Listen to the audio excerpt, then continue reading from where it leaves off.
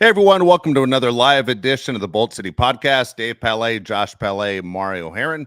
Again, as we do the show today, the title is still the Bolt City Podcast. So as a heads up, as we mentioned in the last show, a lot of people want to know, there's a good chance that the show could be changing names. So as we recommended last time, follow us on social media. It's scrolling at the bottom of our pictures right now, and then get a chance to not miss the next show. So we don't know when we're going to change names, but more than likely the name of the show will be changing, and we want to make sure we're able to keep the audience that we have. You guys have been absolutely fantastic. Some of you extremely funny. Some of you are a little bit cruel, not going to lie. A couple of tears get shed sometimes if I read this too late at night, but it's okay. We have a good time with everybody that's there.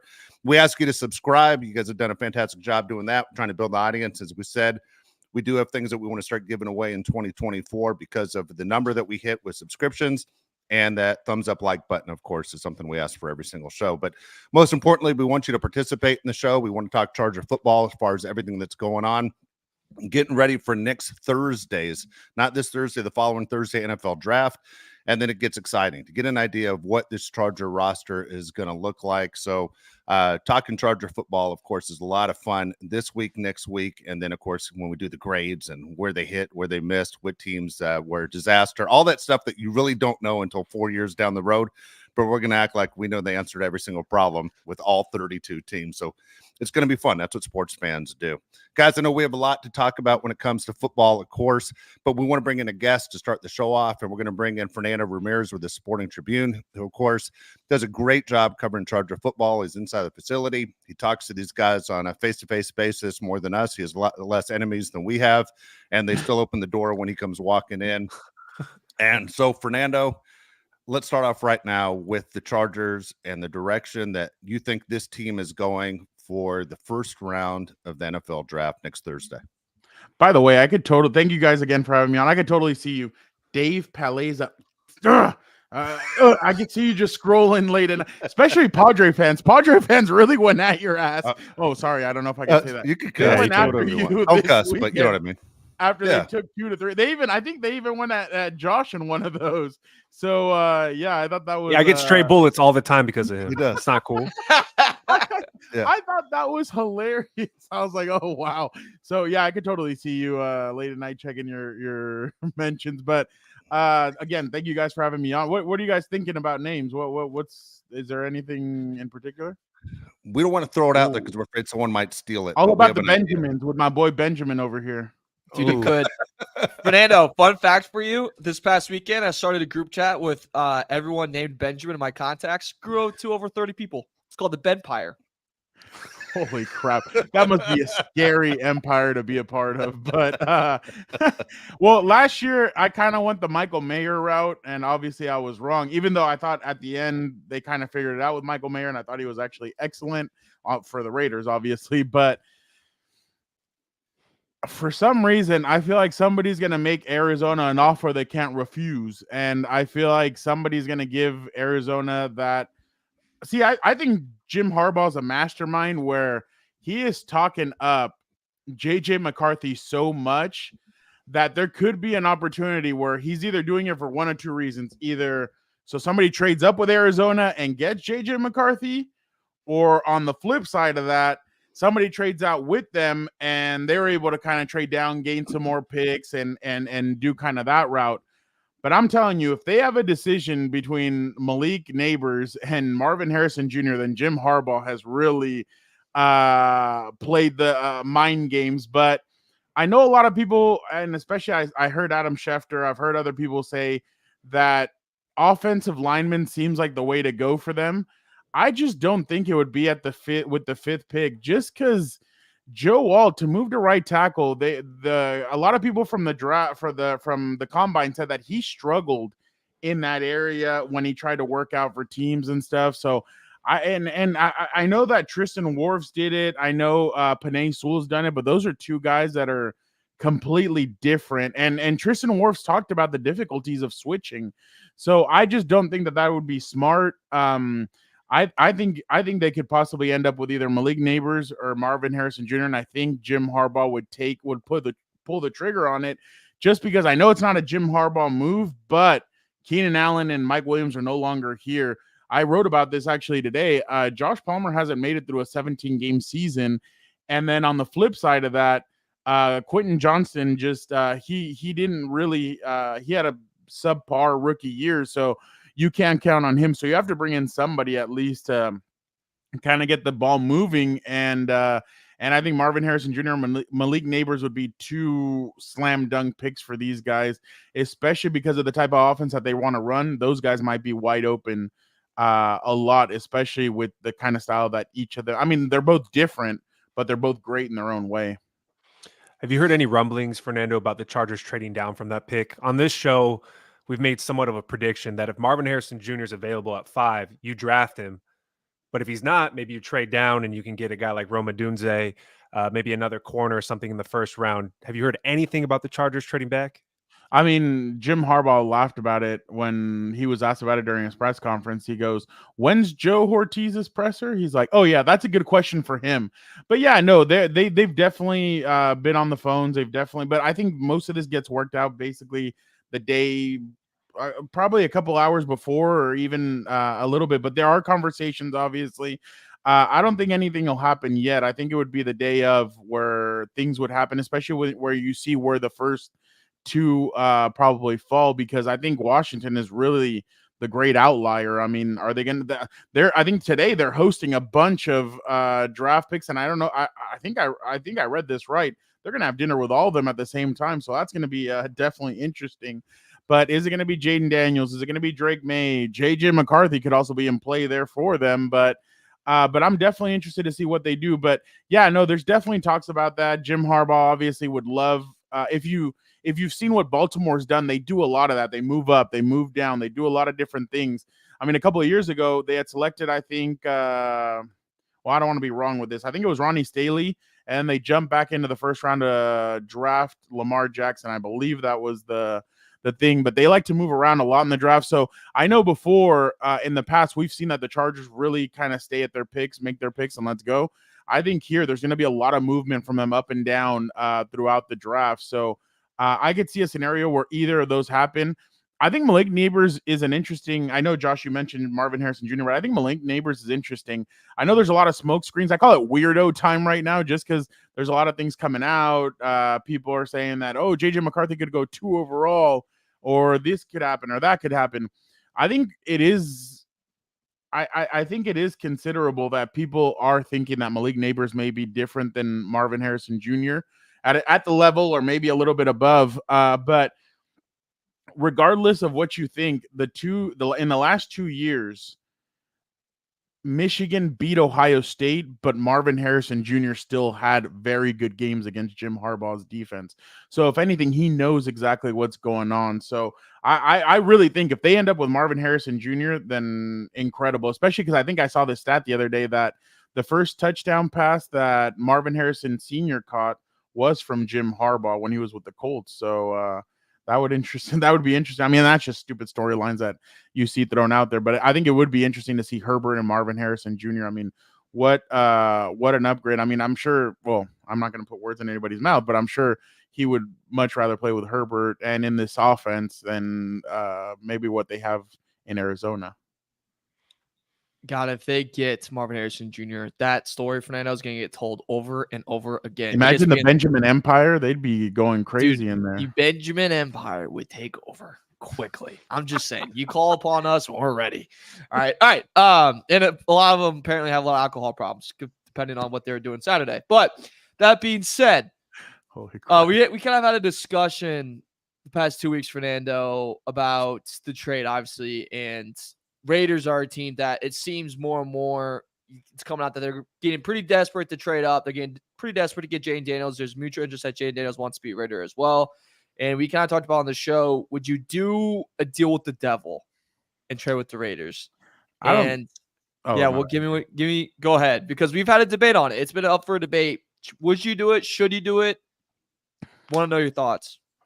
I mean, I wouldn't say no to trading with anybody. I just think it'd be funny. I wish I could be in the room to hear Joe Ortiz and Tom Telesco on the phone together. Like, hey, you have my old office? Yeah, I do. Yeah, how's it going over there? Oh, it's a little cold in there, but I was able to turn down the temperature a little bit, and the seat kind of creaks. But I don't think you say no to anything. I saw something where like the Broncos would be willing to get rid of Patrick Surtain. I'm like, if I'm the Chargers and I get that, if I get that one, I'm like, oh yeah, I'm taking it. but yeah, I don't think these guys are totally against trading in division. I'd be very surprised if they were. I think if the phone rings, you have to at least take the call and listen. I don't know if they do it, but I think they take the call. But yeah, I'm interested to see.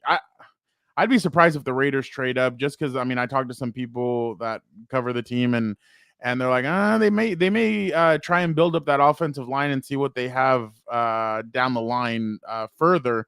So, but I mean, I think you have to answer the call regardless, and at least pay attention and see maybe you could get something really good from the Raiders or from the Broncos. The only one I don't think they'd pick up is the Kansas City one because nobody wants to help Kansas City there. But I definitely think they would listen regardless of who they're playing. Looking at this. Sorry for that. I'm going to cut you off. No. I was just saying, looking at the two organizations, looking at both the Raiders and the Chargers, I think Charger fans are thinking they're playing the short game. Like it's important they're competitive as soon as possible because you already have that franchise quarterback. They're both kind of in the same situation where, you have the young coaches, and they both have a little bit of experience. Obviously, Harbaugh experience, but first year with the Chargers. Antonio Pierce, first full season with the Raiders, new GMs, everything else. I still say, even though the Raiders, of course, that fan base wants to win too right away because they don't have that franchise quarterback. I think Telesco was brought in to build a foundation. It might take a little bit longer, but am I wrong when the Chargers are saying, hey, Jim Harbaugh is about winning now, Justin Herbert's about winning now, Dean Spanos is about winning now, that the Chargers are going to do everything they can to be competitive as soon as 2024? Oh, I completely agree with that, but I think it is going to take time. I think it's going to take next year's draft as well. I mean, after this season, I know you have to play Rashawn Slater and Justin Herbert's contract comes into play, but they have a lot of money to spend next offseason, which I mean, you just never know what they're going to do with that. But I think they're going to try and win now. I think their schedule is very favorable to be able to win now. I mean, I was going through it the other day and I'm like, geez, they really, I mean, besides Kansas City and obviously their divisional opponents, there's not really all that much. There's not a game where you could say, oh yeah, they're going to lose. Like everyone. I mean, I guess in the NFL, you never say a team's going to lose, or they can win every game. It's possible. But I just think that there's going to be a lot of games where they could win next year, especially because I think they have the easiest or second easiest schedule in the NFL. But I definitely think that they're putting something together. The only thing is that now that you lost Keenan Allen and Mike Williams,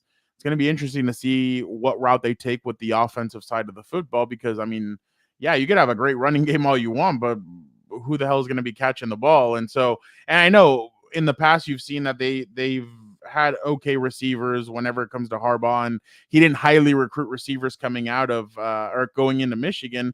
But still, I mean, I still think that they have a ways to go.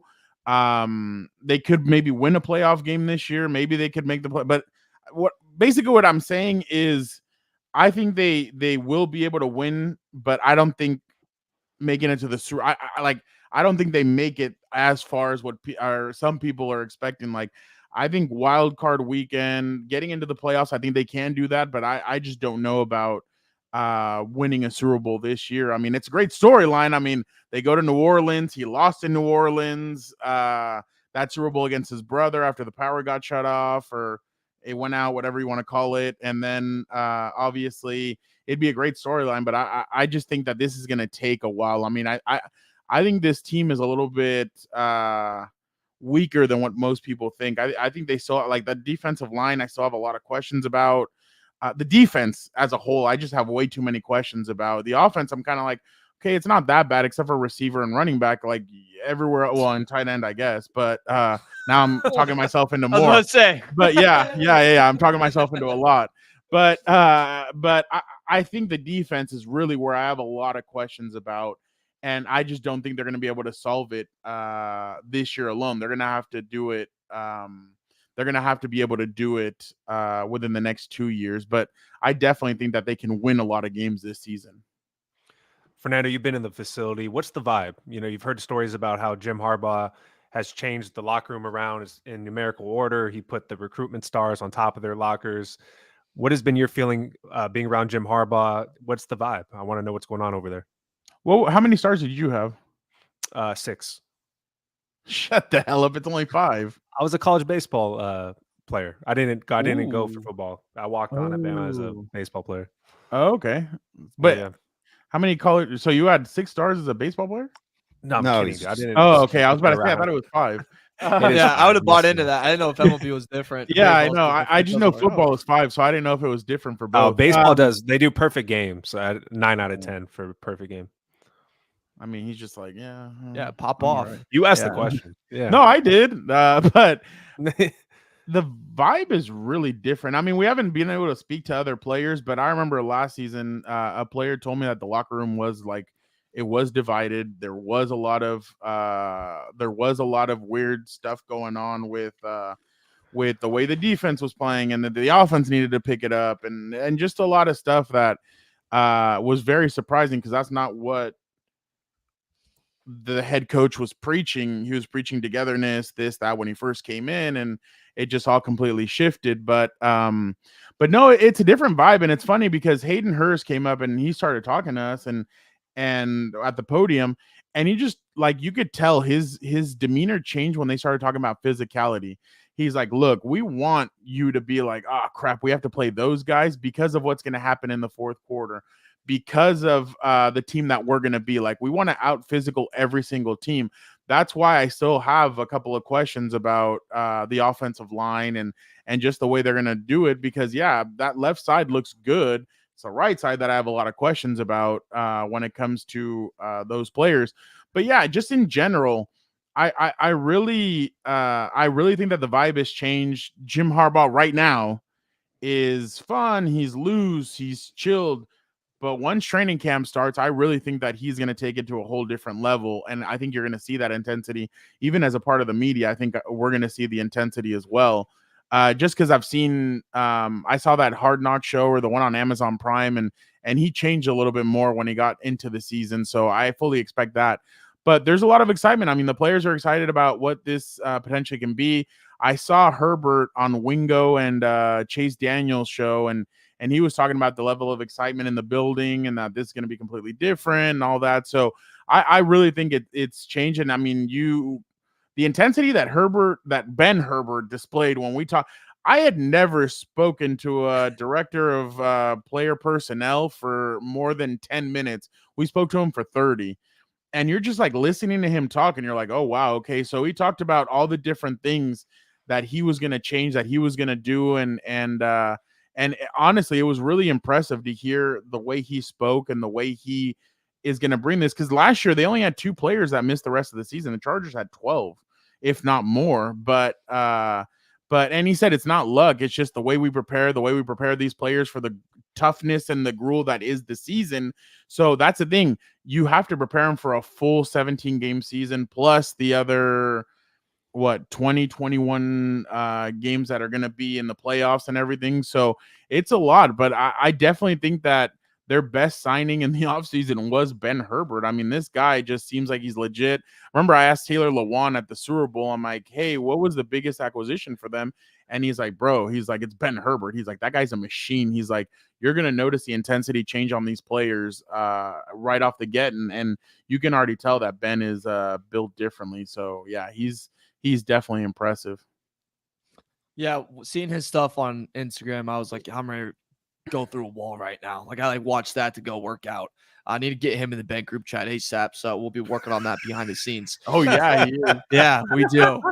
He'd send some fired up text in there, baby. He'd get the bed fire cooking. All right, Fernando, the Chargers have obviously talked to a lot of prospects. They've interviewed a lot of different guys. Is there anyone that you've heard that's, really killed it with Jim and Joe, or like someone that's kind of really separated themselves from the other guys in these interviews, in these talks, in these conversations that they have had? That stuff isn't going to get out, man. I mean, I'm telling you, this is changed completely. Like, these guys are like, anything that's going to get out is because they're going to want it to get out. So I think everything's kind of been quiet around their end. I think I saw Wiggins was there yesterday. So that's another position that if they traded back, I wouldn't doubt they need to attack the cornerback position as well, because I know that they like corners who tackle and who are definitely willing to stick their nose in there and make plays. So but no, I mean it's just tight knit, it's quiet. They're not gonna release anything. I mean, I talked to some Michigan people and they're like, and I asked them how is everything around him, and they said, dude, like that guy, he's like the Pope in a sense. Like he ain't gonna release anything unless he wants it to be known. And I'm like, damn, okay. So yeah, it's pretty crazy to see the way they've sort of started running this team already. The right way. I mean, they've been doing it wrong forever. I mean, it's seriously. I mean, everything they do, it's always been known as doing it the wrong way or taking shortcuts. I mean, you remember the Marcus Mariota for Phillip Rivers story in the 2015 draft, and just a bunch of crap that you're just like, what? And then that they're gonna move to London and all, just like dumb stuff that you've heard in the past that you're just like, what is this? So yeah, it seems like they're finally doing it the right way. Yeah, like a real NFL franchise. No, we're excited. Well, I would push back on that because there's a lot of stupidity around the NFL. Hell, you even saw Hunt just got an F- as an owner and his teams won the Super Bowl 3 out of the last 4 years. So maybe he's smart. Maybe he's not overpaying. Yeah, think maybe about it. Smart guy. Yeah. Well, I mean, and he's a nepo baby as well. So like his dad was the one that did all that. Yeah. And now he has the keys. So yeah, I don't know. I mean, the deal is you get the right head coach, you get the right GM. Yeah. It's amazing to, in spite of an owner, you can still have success. Well, exactly, because Andy Reid got an A+. So I mean, he's masking all the problems that they have. I mean, hell, and now with all this, like, oh, Dallas even checked in to see if they could get the Chiefs. I'm like, Jerry Jones must have been on that phone so quick and being like, this is BS. There's no way they're coming to Dallas. So, but yeah, my bad. I just think there's a lot of ineptitude around the NFL. I don't think the NFL is as not smart, but I don't think it's as clean cut as like what people like. I think there's a lot of stupidity and by a lot of really good teams. Like, the Cowboys are the #1 team when it comes to selling this, that. And at the same time, Jerry Jones can't get it out of his own way. And he's like, hey, don't forget now, we won those 3 Super Bowls. Like, dude, those were like when we were kids, like, what, or not even born. I mean, like, and Jimmy Johnson built you those teams. Like, you need to give up control a little bit and start letting others kind of dictate what's going on. Hell, if it wasn't for him, I saw the story a couple of months ago that he would have drafted Johnny Manziel. I'm like, can you imagine that? Like, you really would have been screwed right there. Like, he would have been around. Even in Cleveland, he wasn't around his own people, and he still had a lot of mess ups. Imagine in Dallas near his own people. Like, it would have been even worse, I think. But yeah, my bad. I didn't mean to go off on a tangent. No. Yeah, I couldn't agree. I know that's your job, Dave. I didn't mean to do that. There are 32 NFL owners and the very few smart ones. And my point is, it doesn't matter exactly with the ownership. It's the things that equal wins are the players on the field and who they're coached by and who put those players on the field. You can hide a lot of mistakes with the right GM and the right head coach. Yeah. And even though the Kansas City Chiefs got an F for the facilities and the way they treat players and everything, the players had to be furious when they realized those pictures that came out a couple of weeks ago that Hunt has a 3-story mansion basically inside Arrowhead. The facilities are a dump, but the guy's a mansion inside of his own stadium that people aren't even aware of. That's insane. No. You know what's funny? I think CBS did a whole story about that a couple, like 2 or 3 years ago. Like, they were like, oh, this is where the Hunts come and they hang out, and you're like, what? Like, is that part of the stadium? Like, where does that fit? Because I've been to that stadium, and it feels wild when you're in the press box. It feels like you're gonna tilt over and just go completely over and fall into the stadium. But it's one of the loudest. Like, that press box, like, I was trying to write something the old school way, and I kept on messing up because the stadium would shake when those guys were on defense. But yeah, I completely agree with that, and that's kind of the questions that I've had. I mean, I know there's been ineptitude always, but it seems like lately it's kind of gotten a little bit more and more when it comes to some of these owners. But I mean, I don't know. I'm interested to see the next few years what the NFL kind of looks like and what direction they start moving in. But Yeah, but I completely agree with you. They have Harbaugh now. They have Herbert. They have a lot of really good pieces. They made the right moves. Now it's going to be interesting to see how they move forward. And I agree with you. I think they can win in spite of all that stuff. I think Harbaugh was given the keys and said, "You drive. You're the guy. Let's do this." So, all right. Before we let you go, because we aren't going to get a chance to talk to you before the draft, if you had to bet your house on it, what did the Chargers do in the first round? How's that? oh God, You'd be more accurate than Mel Kiper, so you're good. Yeah, it's a good one. What did he say? It doesn't matter. Right tackle out of Johnny Oregon Manziel. State, right? He gets it wrong every time. Right Doesn't tackle, matter. Oregon State. You know who's always pretty close is Peter Schrager. I think he always gets it pretty on point, and I'll go with him. Screw it, Marvin Harrison Jr. I think I'll say he's their 5th pick. I think somebody's going to offer Arizona something, and they're going to be like, you know what, we have to do this. Like, we have to go get him. So I think they. I'll say Marvin Harrison Jr. is a LA Charger. Now I hope I didn't jinx it, but I think it'll be Marvin Harrison Jr. that gets selected by them. There you go. Real quick, Fernando, if they get him, go ahead. real quick, if they get him, do you think that could go from you expect them wild card to maybe beyond, or it doesn't create that big of a jump? No, it does for the offense. But the thing is that I'm telling you, like, that defense, I was looking at it yesterday, and I'm like, and I'm wondering what sprinkles are. I mean, I thought Denzel Perryman coming back, I actually think that's really good for what I'm sure they want to do. But again, Denzel's not a 3-down back or linebacker. He is first 2, and then in passing situations, you bring in somebody. Maybe Deion Henley is going to take that next step. I mean, I know there must have been frustration last year from him that he didn't get to play almost any snaps. I mean, there was times where I think Kenneth got hurt, and they would throw in the Nick Neiman, and I'm like, why aren't you giving Henley, like, why aren't you giving him a chance? At least do something. So I'm just interested to see what the steps that Henley takes. I'm interested to see some other, like Asante Samuel Jr. is another player that I'm really interested in, because he's shown a lot of really good flashes, but then he's shown stuff where you're like, don't gamble, like just go head on. And then obviously the Christian, no, what's the name? Fulton. Fulton. Yeah, Christian Fulton out of Tennessee.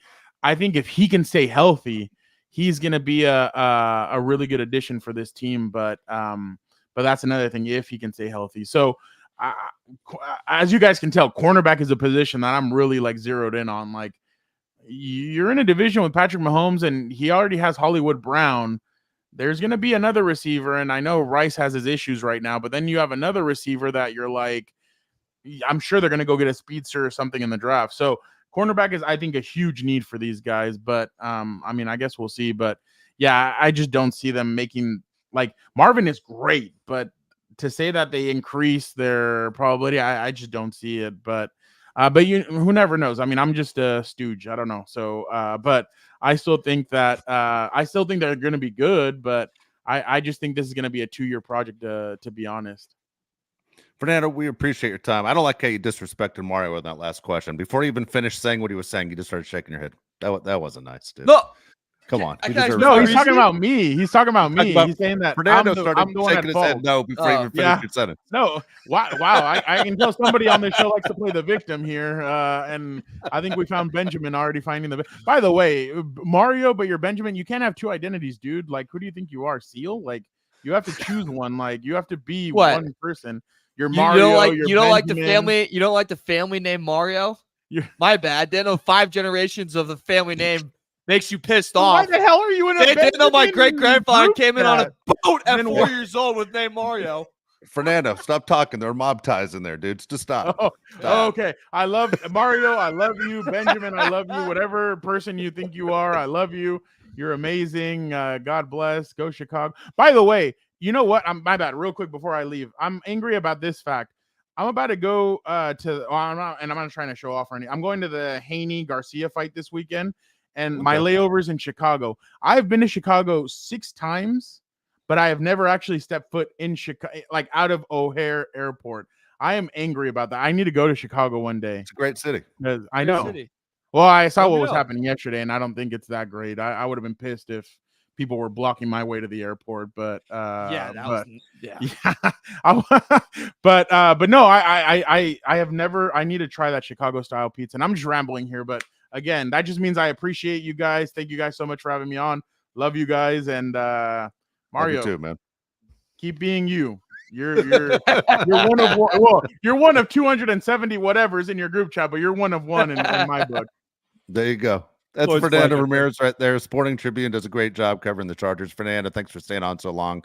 That was always a lot of fun. God dang, we went 30 minutes with Fernando. Apologize. We will get to some of these comments though that are on the side. Again, thank you so much for staying with us through the live show, guys. Just looking through. I mean, we're talking about the draft, and I know we always want to know what other people think. He mentioned Schrager. Dale Jeremiah literally works for the team. You know what I mean? He's a San Diego guy who grew up a Charger fan. He works for the team as a broadcaster, NFL Network, the whole deal. Daniel Jeremiah says Joe Alt. Now, I don't know why that is. Josh is in my head on this being such a turnoff going to right tackle. The Joe Alt thing would bother me. You know, almost every other pick or any other trade, I could say there's a reasoning. But the idea of changing someone from their position on draft day bothers me, especially if it's a first-round pick. It should bother you. If you have a pick that high, you don't take a risk. If it's a third, fourth, fifth round pick and you want to take the chance on somebody changing their position from quarterback to tight end, people have done that before, then go ahead and take that risk. But you can't take that risk at the beginning of the first round.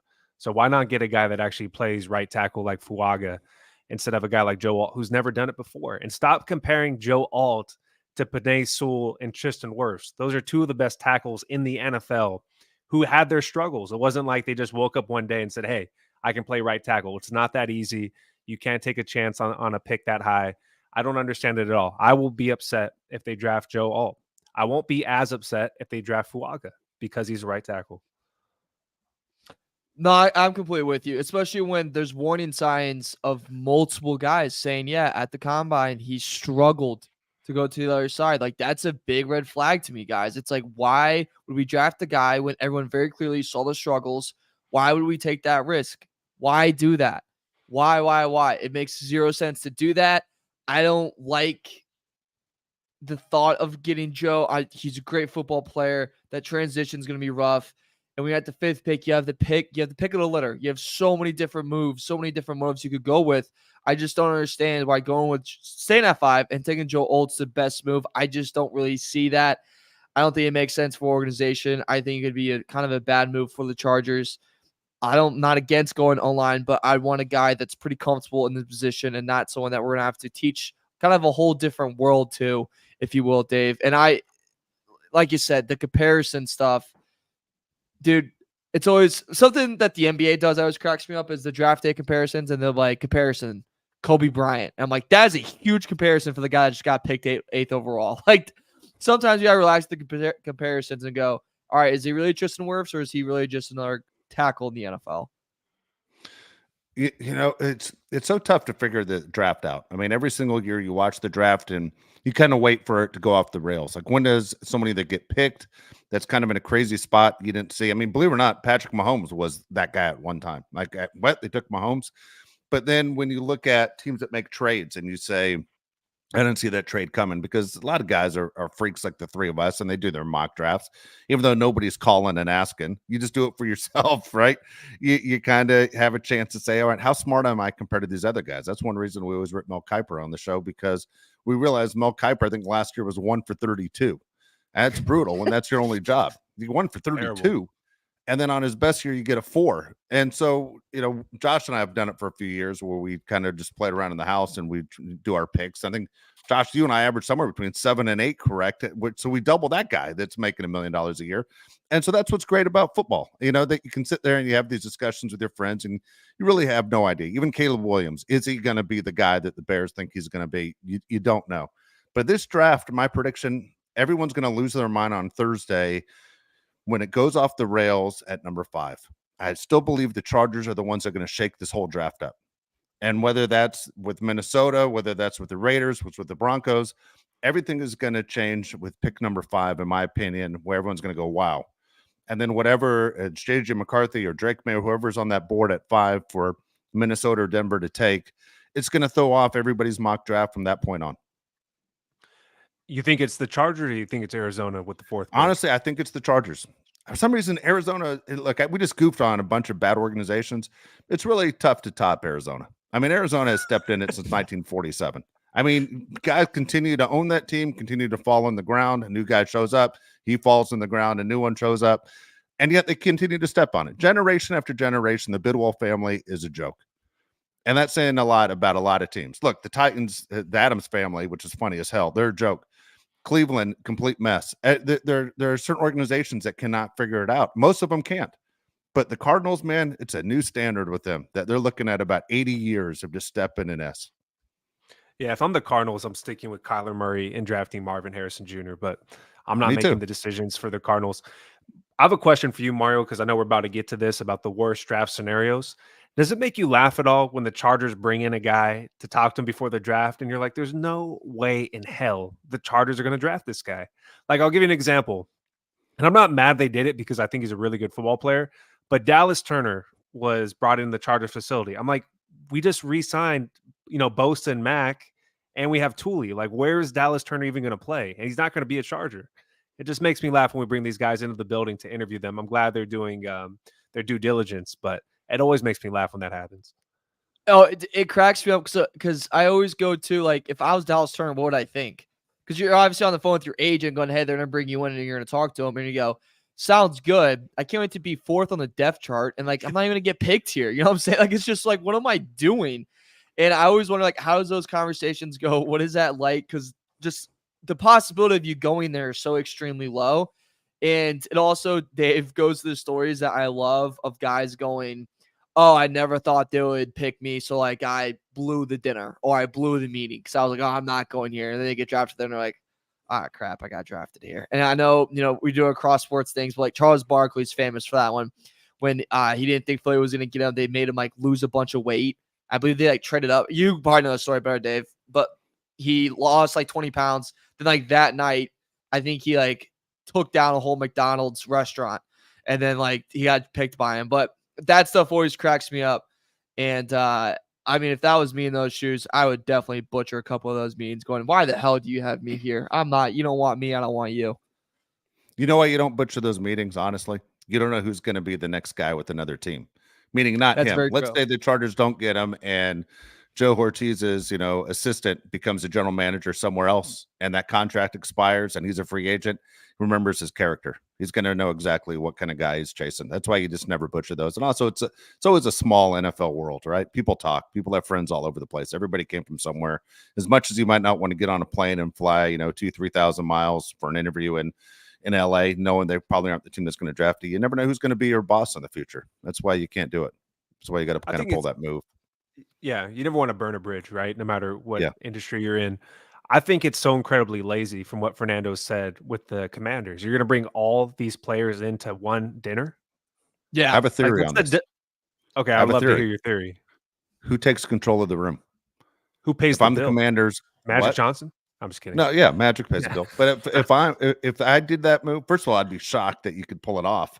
But if you're able to pull this off, dude, don't they will. Why do you think this is they want to see who can lead? Who's the leader? Because there's only going to be one leader at that table. Which is the guy that takes over that table? That's who you're basing your draft off of. Who can lead a table? Dude, what did I tell you the last 2 weeks? The Commanders are the worst run team. Hold on, did they sign Michael Davis? Yeah, the Commanders. Yeah. Did they sign Austin Eckler with nothing on the tires? Okay, there's your answer.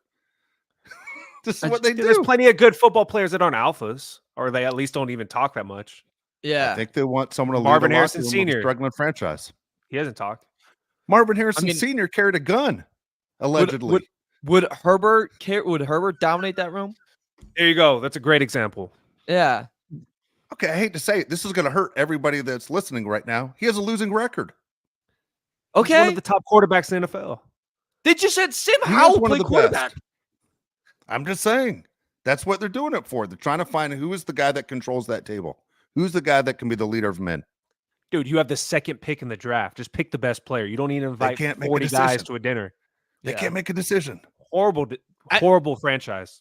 I think it's more of you have a new owner in a new space that's trying to like set a really high example and set a high standard. And he's trying to create good relations throughout the NFL. So when those guys, someone become free agents and their team is not going to pay them, they come back to that. Haha. What's your worst case? Your worst draft scenario to the question. Oh, all right. I got 4 actually that I was typing wow. up. I thought of I got another one. one. Go ahead. Okay. Here's one that I really, really, really hate. I was thinking about this, and it was probably a hot take. Chargers trade the 5th pick to the Raiders. They swap the first-round pick, so they get their first-round pick, and then Raiders throw in Devontae Adams, and the Chargers take Devontae Adams. You hate and that they probably throw in a 3rd with that. So you probably throw in a 3rd pick with that as well. And I did not like that. Wait, hold on. We get their number 12, the 12 overall pick and Devontae Adams? We had Devontae Adams and we probably throw in a 3rd with that. Again, I'll probably get ripped in the comments saying this trade's not like doable or whatever. Where do I care. sign? This is okay. Really? Wait, what? Okay. I'll explain myself, gentlemen. Okay, please. I'm missing something here. And I've never seen that trade ever, by the way. I think you just made that up right now. I did. I was playing around last night because I was looking at 50. Like I saw way too many mock drafts last night. I thought I was going insane, but like I love it. Yeah, and I just thought of this one. And the reason why is it's not the direction that like the Chargers are trying to go and get into Devontae Adams. Like it's just not the direction. Like they're going to get old and expensive when they're trying to get young and cheap. So that doesn't make any sense to me. You're filling a receiver position for a receiver that's not really going to grow with Herbert. It's going to be more like 2 to 3 years, and then he's probably done. If we're being completely honest, I don't like that. I'd rather just stay cheap with it and go a different route than get a guy who played a lot of football the past 2 years for no reason and ran a lot of miles that he probably shouldn't have ran. And then we're going to get him. And like, what if he doesn't pan out in the second year that we have him and he doesn't play very well? Like, why do that? Why put up all the money for that? I just don't get it. I'd rather just stay young and go that route than try to press a fast forward button on being a competitive team when even Fernando just said it's a 2-year plan. If you make that move, you're working on a 10-day plan. And I don't want to be out here for 10 days. I want to be here for 2 years. So I think that move just wouldn't really make sense to me. Devontae Adams, I think a move like that would make sense for a Jet. I'm saying Jets just because they're in a win now moment. But Chargers aren't really in a win now moment right now, you know? I think it's a lose-lose for both teams in the sense that the Chargers wouldn't be paying $25 million for a receiver that's on the back end of his career. Also, why would the Raiders make the same exact move that the Panthers just made, where they got rid of DJ Moore and got a quarterback for him to throw the ball to nobody? It makes no sense for the Raiders, and I think it makes a little bit more sense for the Chargers. But still, like you said, Herbert's contract's about to kick in, and you're going to be paying all that money to Devontae Adams, who's already 30 years old. Doesn't make any sense. I'm doing it. Man, maybe I've watched too much bad football in my lifetime, but I just can't wait for them to win. Devontae Adams, who before he got to the Raiders was the best receiver in the league, going to be hooked up with Justin Herbert. I'm in. I'm buying a jersey. All right, what's your next one, Mario? All right, my next one. Hey, does it get to wear 17?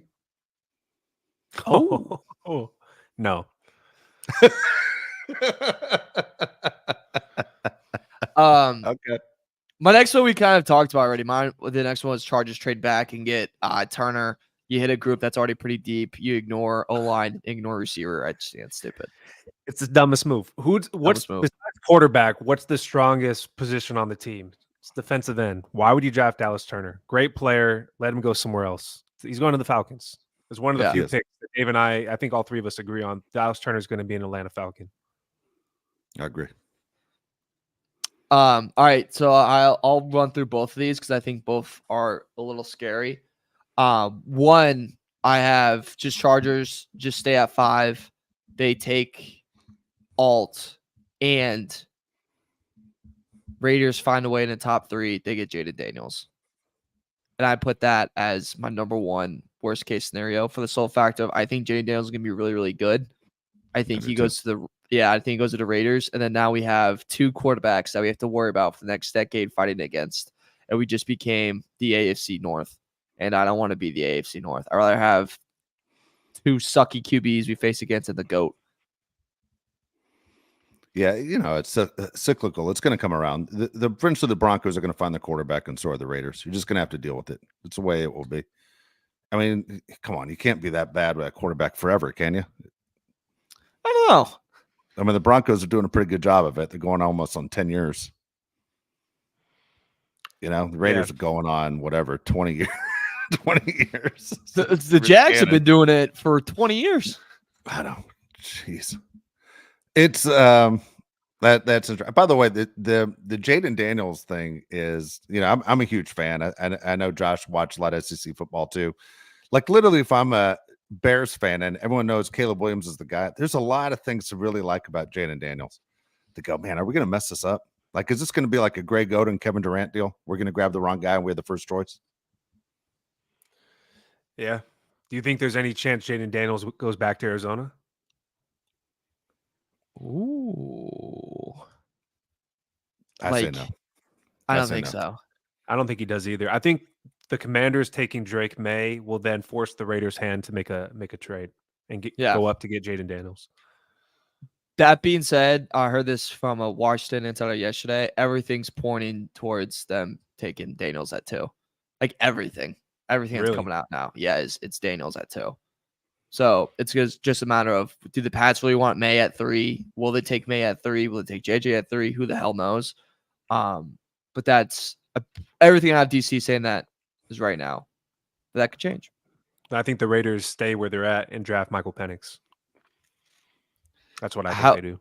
Would you guys be scared about that, like that, or what do you think?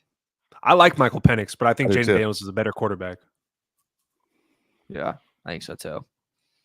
Yeah, and Michael Penix, I think, is getting criticized because of the injury and everything. But look, man, the guy's the most accurate passer in college football last year. Played in the national championship game. And if you're an old school Penix Raider is similar fan, to Tua in a lot of ways, right? Very accurate lefty. Yeah, maybe even has a little bit more in the arm than Tua. You know what I mean? A little bit more behind it. But I think, when you talk to old school Raider guys, they'll always tell you their guys, Ken Stabler, left-handed quarterback. I think that people are living the dream days, saying when the Raiders used to be great 50 years ago. Yep. All right. Are you done with your 4 scenarios? You got another one? I got one more that I saw this actually on someone's mock and I hated it. Chargers trade back twice. So they trade back with the Vikings to 11, and then they trade back to 12. Broncos go one spot ahead of them and get Penix. And I hated that more than anything in the world. And then in that, they take a corner. And at that point, I threw my laptop off the building. Yeah, that makes no sense. Why would you trade back just to trade with the team in your division to take the quarterback that they want? Exactly. That's where I draw the line when you trade within your division. If you're not going to get a haul for that 5th pick, then don't trade from 11 to 12. That makes zero sense. For what? The Broncos to get their franchise quarterback or who they believe is their franchise quarterback for you to get a corner?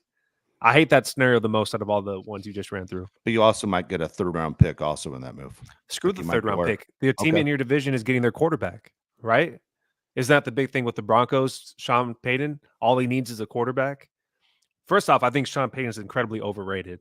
I think he's actually a bad guy too. But why would you make a trade with that team for the guy they believe is their quarterback? I hate that idea. Same here. There you go. Yeah, I've seen a bunch of those scenarios, as Mario just said, where the Chargers trade twice. All of a sudden, those are popping up all over the place. They trade 2 times, and they still end up with 1 first-round pick, but it's further back. Yeah, I hate that. That part I can't stand. Now, what do you have, Josh? You want to give? Well, I'll go first, and if you want, I don't have a huge list. There's only 2 things I think that would happen on draft day on Thursday, the first day, that would bother me. I really don't want Joe Alt. We've gone over this a million times, but man, so many people are saying it's Joe Alt. I don't want Joe Alt at 5. And the other one that is the craziest one, but people send this to me nonstop. I get this every single day, and I'm sure you guys are getting them too.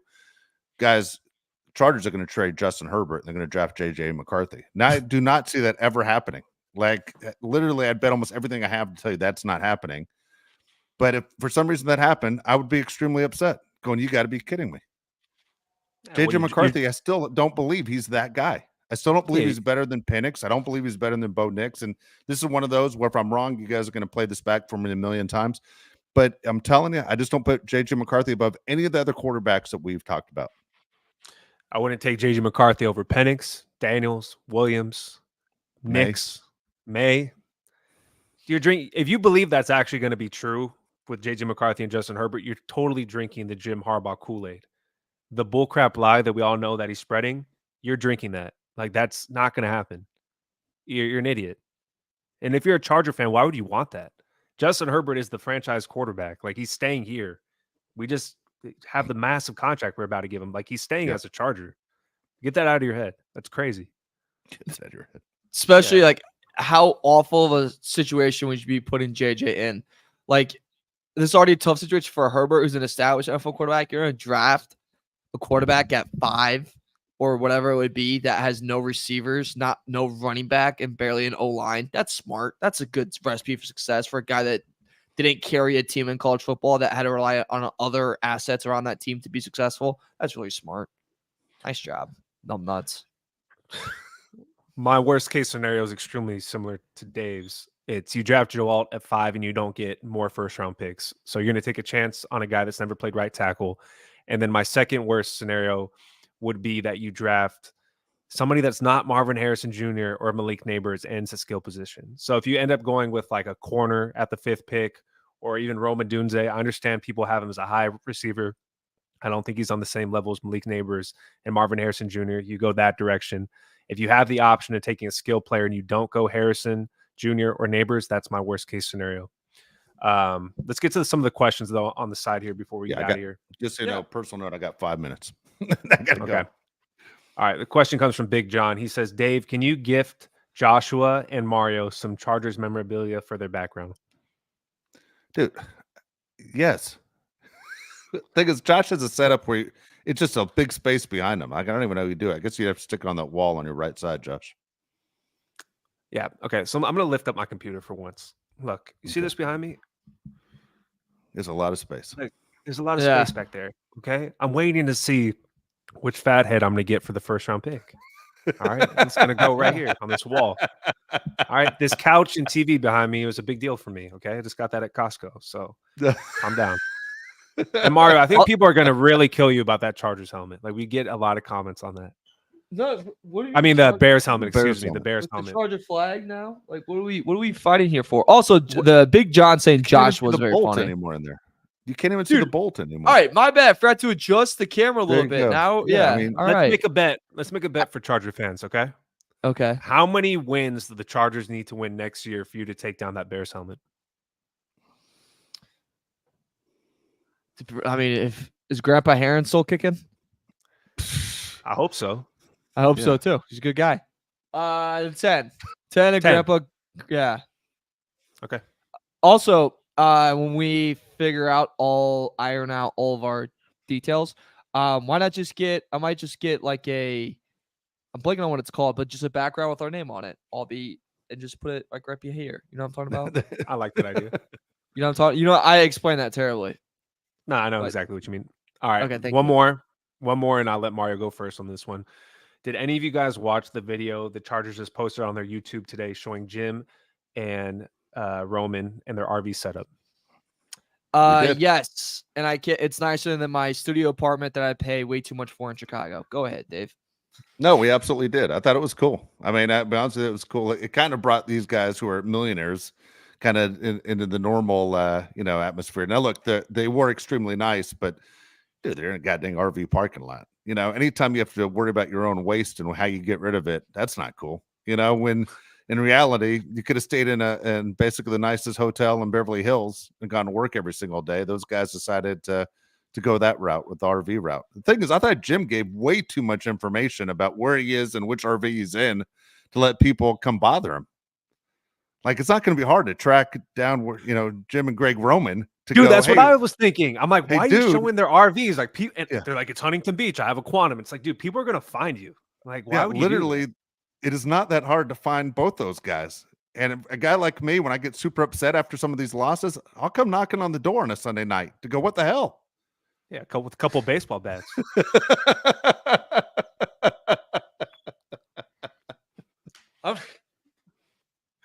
I'm going to knock on the door and go, look, I need Ben Herbert's phone number right now. Yeah. You notice Ben wasn't invited. Ben wasn't in the parking lot. He's probably training Navy SEALs. That's why. Yeah. He's probably in the water. booted him right out of the RV park. You see what I'm saying? He's in the water. All right, you got another one in there? Now we're good. All right. Again, we know there are tons of comments on that. We went long with Fernando. That's our fault right there. But Fernando is trying to give us the most information before the draft.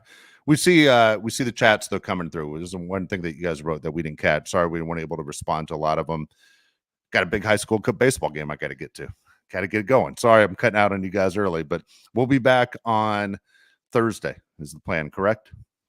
Okay, we'll try and get an idea of the time. Probably close to the same time that we did today. We'll figure it all out. But again, Bolt City Podcast, thank you so much for subscribing. If you haven't done that, please do that. At the same time, the thumbs up and pay attention to our Twitter handles. It's running on the bottom of the screen in case there is a name change. We won't be able to give you a heads up warning in time. So the only way to figure that out will be to follow us up on Twitter. So we'll be good to go. Again, thanks to Fernando Ramirez, for Mario Herron, Josh Palet. I'm Dave Palet. We'll see you in 2 days.